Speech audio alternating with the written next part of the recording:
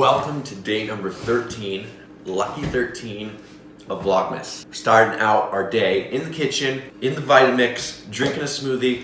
It was probably about 50 ounces, a little bit lighter than most smoothies. That's because I don't have medjool dates, and I have these Daglet dates. They're a lot less on calories, so I had to put like 7 or 8 of them in there. You know, we're getting through this smoothie. Probably about 800 calories. Got some oats, peanut butter powder, protein powder, all that good stuff in here.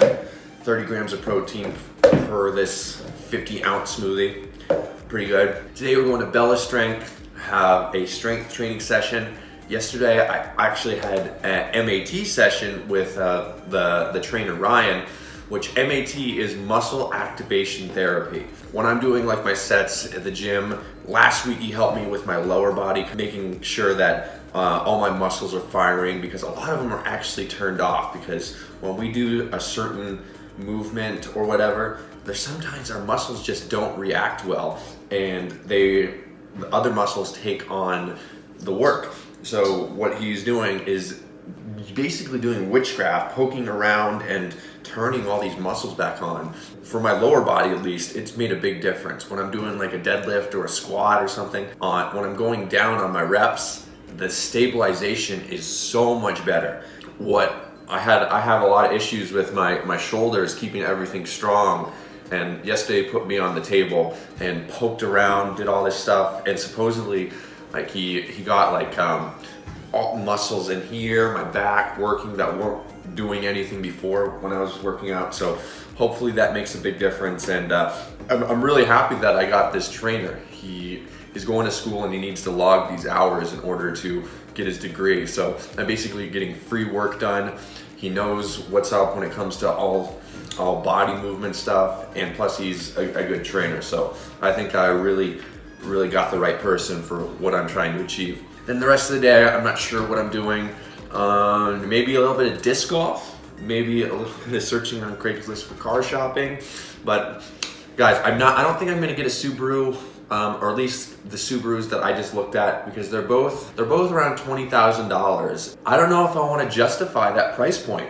If I can find maybe like a 2010 to 2014 Toyota Subaru on a smoking deal on Craigslist or whatever, it's gonna be like it's gonna be a car. I was listening to the Minimalist podcasts. I recommend checking that out. They also have a documentary on Netflix. What basically they preach is like justifying what you buy, seeing, is that gonna add a lot of value in your life? Is it gonna make you happy buying that kind of stuff? It's all questions that you have to ask yourself. Just like basic things, like should you upgrade your 40-inch flat screen TV to a 70-inch? How much value is that gonna add to your life? Is it necessary? Is it really an upgrade?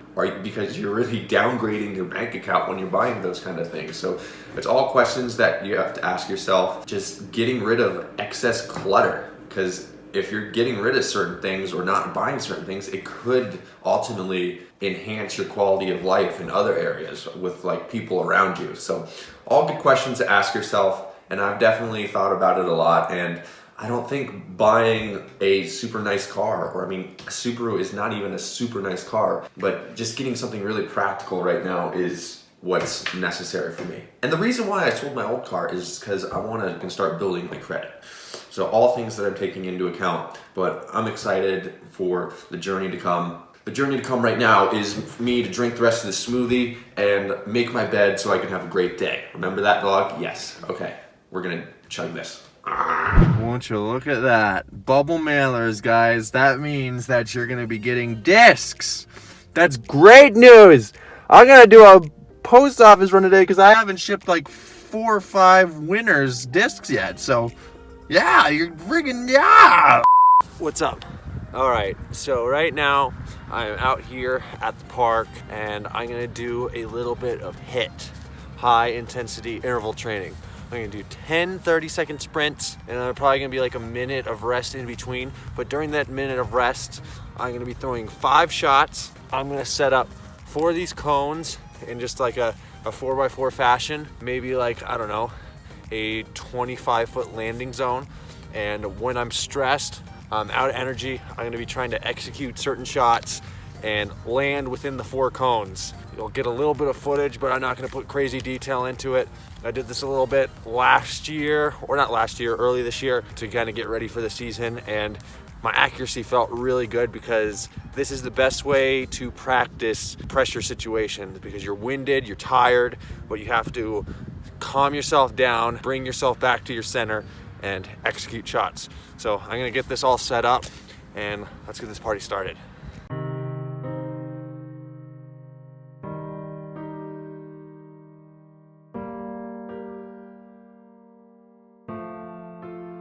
Set 4 done, and it's really tough. I'm trying to run as fast as I can, and it feels really slow. But had a good set here, all safe but one, just outside the square. Probably next rep or next set is the 5th. I'm gonna swap these cones. I'm gonna put it a little bit further back. So far, so good. A little practice routine you guys can do is go out to a field wherever you have a good amount of space, get 4 cones, 4 discs, 4 objects that you can put down in a field, and you make a square, I don't know, 25 feet by 25 feet, or however big you want. However big you feel you're gonna make 10 out of 10 times throwing it. So the idea behind this is you set up this 25 foot by 25 foot square, and you go 100, 150, 200 feet, however far you want, but however far you need. Like, some people throw from 150 feet, that's their comfort zone. The goal is to make it in that square 10 out of 10 times. I recommend trying it with putters, mid-ranges, fairway drivers. Eventually you can get up to drivers, but start small, get your bearings, build your consistency.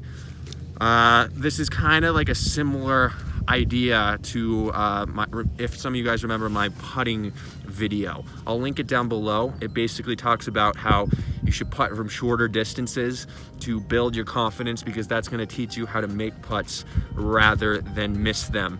And this is kind of a similar concept where you're building confidence in your approach game, you're building confidence in your accuracy. You start small and then build up gradually. I highly recommend doing this. I'm gonna be doing this in January a fair amount, maybe once or twice a week, as well as playing rounds, because I think playing rounds is really good practice as well, especially on an easy course, because it'll teach you how to score and capitalize on certain opportunities, especially like getting birdies. As a skill in and of itself, getting birdies, I highly recommend doing that. Give this a try if you have time. Start from, I'd say 150, 175 feet is a good place to start. Mid-ranges, putters, try to get 10 out of 10 in the 25 by 25 foot square. All right, I wanna rip some shots because it is absolutely beautiful out right now. Like, I love it. Boulder, Colorado in December, perfect.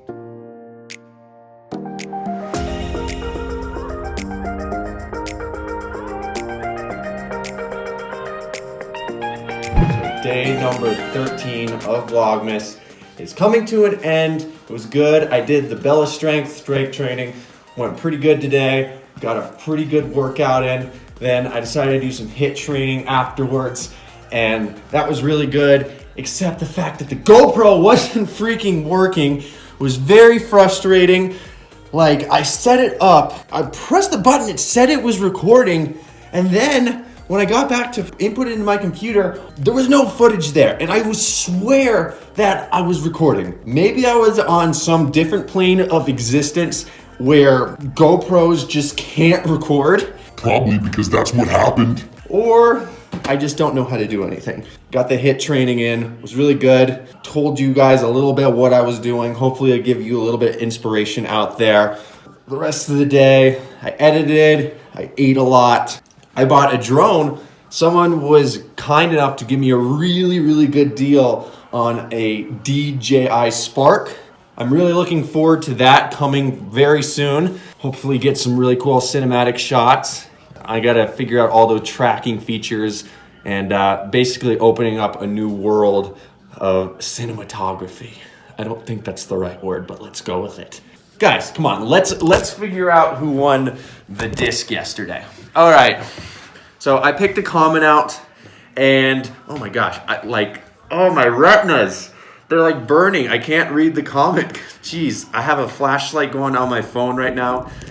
Oh boy, this is bad. But I'm gonna do my best to read this. The winner from yesterday's vlog, I asked the question of, what was your best disc golf moment in 2018? And the winning comment is by Dan Worth. Honestly, my best disc golf moment of 2018 was watching my 5-year-old, now 6, shoot a 65 from the shorts at Fallisburg Park in Lowell, Michigan. You can see the course featured on CCDG during the 2017 Masters Worlds. It's a pretty legit course, and my son shooting this well at 5 years old made me realize that he'll probably be kicking my butt when he's 10. That's a really cool story, man. You can give your son this disc that you won yesterday. Shoot me a message on Instagram or Facebook with your address, and I'll get this awesome Christmas stamped PD out to you as soon as possible. We got to give away a disc for tomorrow's video. Let me go to the stack. Today we have a 171 Discmania red black stamp C-Line PDX.